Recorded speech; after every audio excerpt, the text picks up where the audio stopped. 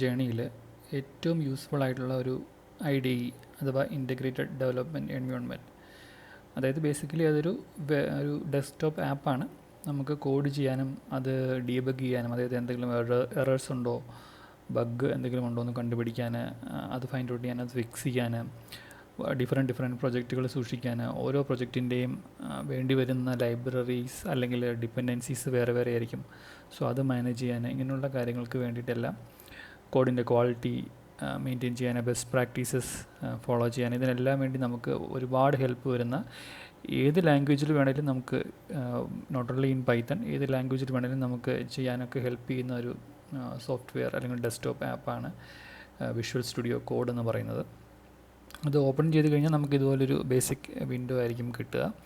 അപ്പോൾ ഞാൻ ജസ്റ്റ് നമ്മളൊരു പൈത്തൺ പ്രൊജക്റ്റ് സ്റ്റാർട്ട് ചെയ്യുകയാണെന്നുണ്ടെങ്കിൽ എങ്ങനെ നമുക്കത് സ്റ്റാർട്ട് ചെയ്യാം, അതിൽ എന്തൊക്കെയാണ് ഇതിൻ്റെ ബേസിക് ഫങ്ഷണാലിറ്റീസ് എന്നാണ് ഈ വീഡിയോയിൽ കാണിക്കുന്നത്. ഓക്കെ, സോ ബിഫോർ അത് ചെയ്യുന്നതിന് മുമ്പ് ഞാൻ ജസ്റ്റ് ഒരു ഫോൾഡർ ഒരു ലൊക്കേഷനിൽ ക്രിയേറ്റ് ചെയ്യാം. അപ്പോൾ എപ്പോഴും ഒരു ഫോൾഡർ ക്രിയേറ്റ് ചെയ്തിട്ട് ആ ഫോൾഡർ ഓപ്പൺ ചെയ്യുന്ന രീതിയിൽ, ഒരു പ്രൊജക്റ്റായിട്ട് ഓപ്പൺ ചെയ്യുന്ന രീതിയിൽ ചെയ്യുന്നതായിരിക്കും എപ്പോഴും റെക്കമെൻഡഡ് ആയിട്ടുള്ള ഒരു മെത്തേഡ് എന്ന് പറയുന്നത്. അപ്പോൾ ഞാൻ എൻ്റെ ഒരു ഫോൾഡർ, ഡോക്യുമെൻറ്റ്സ് എന്ന് പറയുന്ന പോലത്തെ ഒരു ഫോൾഡറിൽ ഞാനൊരു ഫോൾഡർ ക്രിയേറ്റ് ചെയ്തിട്ടുണ്ട്. അപ്പം ഞാനിവിടെ ഫയലിൽ പോവുക,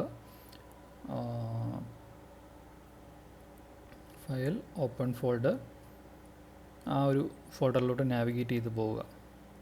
ഓക്കെ, എന്നിട്ട് ഇവിടെ ഓപ്പൺ കൊടുത്തു കഴിഞ്ഞാൽ ഈ ഒരു ഫോൾഡർ ഓപ്പണായി ഇവിടെ വരുന്നതായിരിക്കും. അപ്പോൾ നമുക്കിവിടെ അതിൻ്റെ ഒരു പേര് നോക്കിയാൽ അറിയാം. ഇവിടെ കുറച്ച് ബട്ടൺസും കാര്യങ്ങളും, ഇവിടെ ഒരു ഫയൽ എക്സ്പ്ലോറർ ആയിരിക്കും ബൈ ഡിഫോൾട്ടായിട്ട് ഈ ലെഫ്റ്റ് സൈഡിൽ ഉണ്ടാവുക. ഇവിടെ ഒരു വെൽക്കം പേജ് വരും. അവിടെ നിന്ന് വേണമെങ്കിൽ നമുക്ക് ക്വിക്കായിട്ട് കുറച്ച് ഓപ്ഷൻസ് ഒക്കെ ഉണ്ട്, ബട്ട് നമുക്കിപ്പോൾ അത് ആവശ്യമില്ലാത്തത് കൊണ്ട് ഞാൻ ജസ്റ്റ് അത് ക്ലോസ് ചെയ്യുന്നു. ഓക്കെ, സോ ഇവിടെ മെയിനായിട്ടും നമുക്കൊരു ഫയൽ എക്സ്പ്ലോറർ മെനു ഉണ്ട്, ഒരു സെർച്ച് ബട്ടൺ ഉണ്ട്, പിന്നെ ഇതൊരു വെർഷൻ കൺട്രോളിങ്ങിന് വേണ്ടിയിട്ടുള്ളൊരു ബട്ടണുണ്ട്, ഡീബഗിങ്ങിന് വേണ്ടിയിട്ടുള്ളൊരു ബട്ടണുണ്ട്, ദെൻ എക്സ്റ്റൻഷൻസ്, എന്തെങ്കിലും എക്സ്റ്റൻഷൻസ്, സ്പെഷ്യൽ തീംസ്, അങ്ങനെയുള്ള കാര്യങ്ങൾ നമുക്ക് ആവശ്യമുണ്ടെങ്കിൽ അത് ഇൻസ്റ്റാൾ ചെയ്യാനായിട്ടുള്ളൊരു ബട്ടൺ, ഇതെല്ലാം ഉണ്ട്. ഓക്കെ, ഇതാണ് ലെഫ്റ്റ് സൈഡിൽ വരുന്നത് മെയിനായിട്ടും. ദെൻ റൈറ്റ് സൈഡിൽ നമുക്ക് ഒരു പുതിയ ഫയൽ ഓപ്പൺ ചെയ്ത് കഴിഞ്ഞാൽ അത് വ്യൂ ചെയ്യാനും അതിൻ്റെ പ്രിവ്യൂ അങ്ങനെയുള്ള കാര്യങ്ങൾ ചെയ്യാനും നമുക്ക് പോസിബിളാണ്. ഇപ്പോൾ ഒരു പുതിയ ഫയൽ ഉണ്ടാക്കണം എന്നുണ്ടെങ്കിൽ എനിക്കിവിടെ ഈ പ്ലസ് ബട്ടൺ പ്രസ് ചെയ്യാം. അതുപോലെ ഒരു പുതിയ ഫോൾഡർ ഉണ്ടാക്കണം, എനിക്ക് ഈ ഒരു പ്ലസ് ന്യൂ ഫോൾഡർ ബട്ടണും പ്രസ് ചെയ്യാൻ പറ്റും.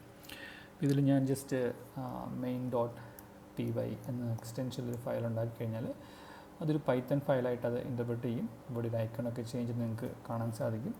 ഇവിടെ നിങ്ങൾക്ക് എന്തെങ്കിലുമൊക്കെ പൈത്തൺ കമാൻഡ്സ് ടൈപ്പ് ചെയ്ത് കഴിഞ്ഞാൽ അത് ഒരു ഹൈലൈറ്റഡ് ആ ഒരു ഫോർമാറ്റിൽ ഇത് കാണിക്കുന്നതായിരിക്കും.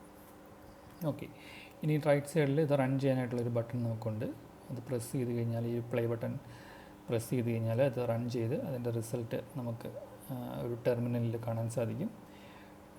ടെർമിനലിൽ തന്നെ നമുക്ക് വേണമെങ്കിൽ ഒന്നിലധികം ടെർമിനൽസ് നമുക്ക് ഓപ്പൺ ചെയ്യാൻ പറ്റും. ബട്ട് ഇവിടെ ഇപ്പം ഞാൻ ജസ്റ്റ് ഒരു ടെർമിനൽ മാത്രമേ കാണിക്കുന്നുള്ളൂ.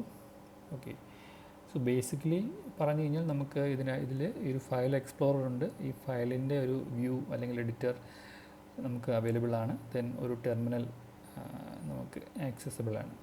ഇത്രയുമാണ് മെയിനായിട്ട് ഇതിൽ വരുന്നത്. ഇനിയും ഒരുപാട് ഫീച്ചേഴ്സ് നമുക്കിതിലുണ്ട്, but this is how basic ആയിട്ടുള്ള, ഏറ്റവും വെരി ബേസിക് ആയിട്ട് നമുക്ക് ഒരു VS കോഡ് ഓപ്പൺ ചെയ്ത് കഴിഞ്ഞാൽ എന്തൊക്കെ കാണാൻ പറ്റും, ഒരു പൈത്തൺ പ്രൊജക്റ്റിൽ വരുന്ന മെയിൻ കാര്യങ്ങളാണ് ഇതിൽ പറയുന്നത്.